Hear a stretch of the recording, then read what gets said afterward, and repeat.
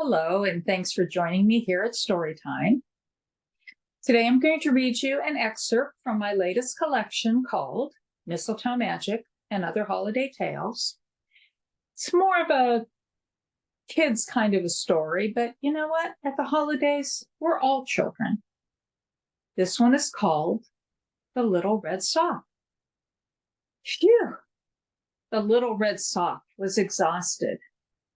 It had taken all his energy to wriggle his way from the bottom of the cardboard box, up past the pair of old blue jeans with a patch on the right knee, through the twisted bedsheet and over the stained sweatshirt to reach the top of the laundry heap.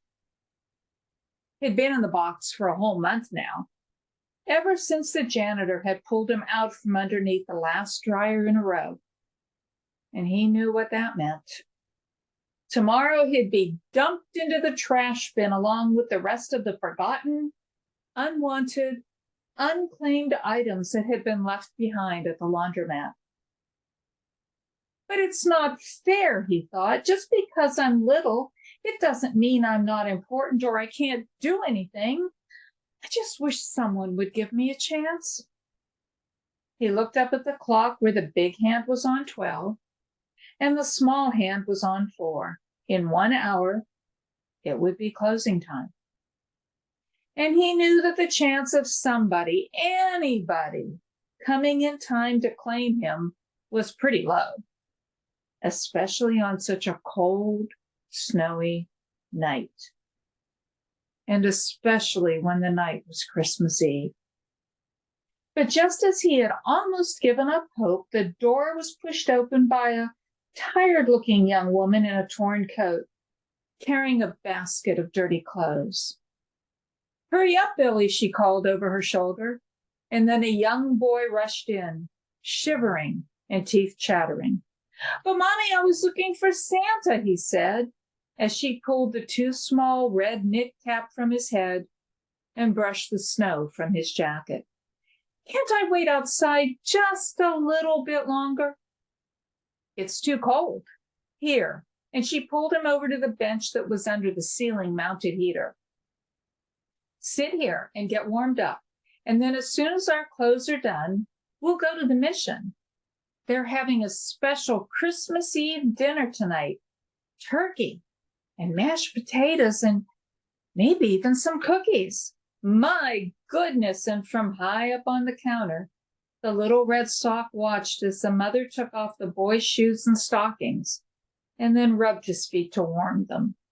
"Your toes are almost frozen."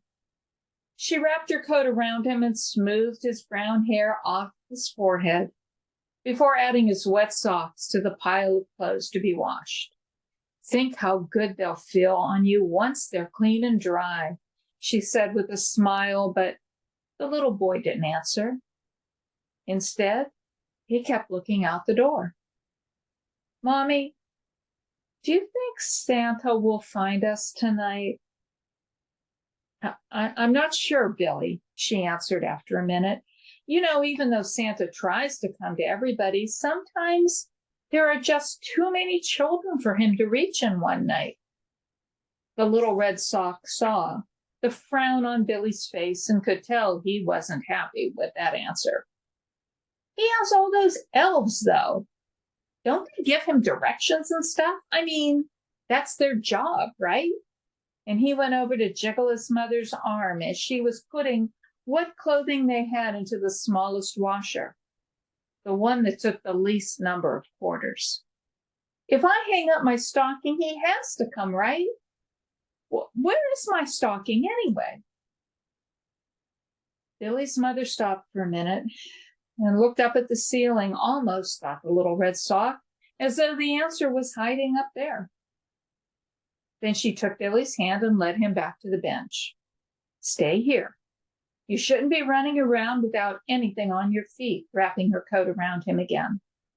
"I don't know where your stocking is. It might have been in one of the boxes that were," and she paused before finishing, "that were lost." "They weren't lost, Mommy," Billy said. "Those bad people took them. The ones that stole our stuff." And when she looked at him in surprise, he added, I heard what you told the policeman when you were in the hallway. I didn't mind the rest of it, but if they took my Christmas stocking, where will Santa put my present? And all I really want is a baseball, he added.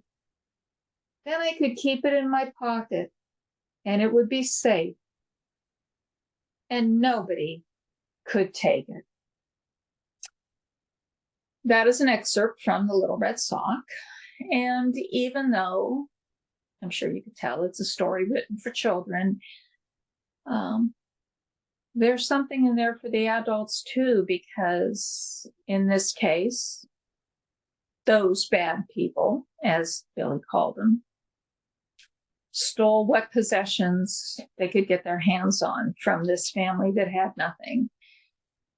But all too often in this world, people lose things.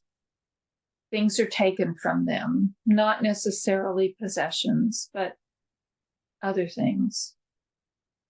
People that they love,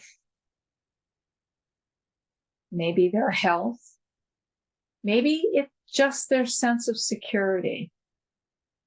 And it is always hard when that happens.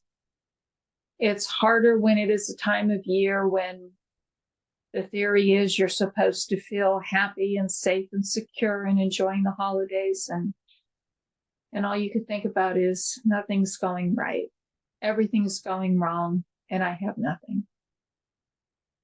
The little red sock is hoping somebody will rescue him. Billy's hoping that somehow Santa will still find him and just bring him a baseball. And Billy's mother is thinking, what can I do with my child? How can I give my child what he most needs? And she knows deep in her heart, it's not just the baseball, but it is that feeling of security that has been taken from the two of them. So I know it sounds like a sad story, but I have to write holiday stories with a happy ending. You will have to read The Little Red Sock in Mistletoe Magic and Other Holiday Tales to find out what happens to the sock, what happens to Billy, what happens to his mother, and does Santa come? Thanks for joining me here at Storytime.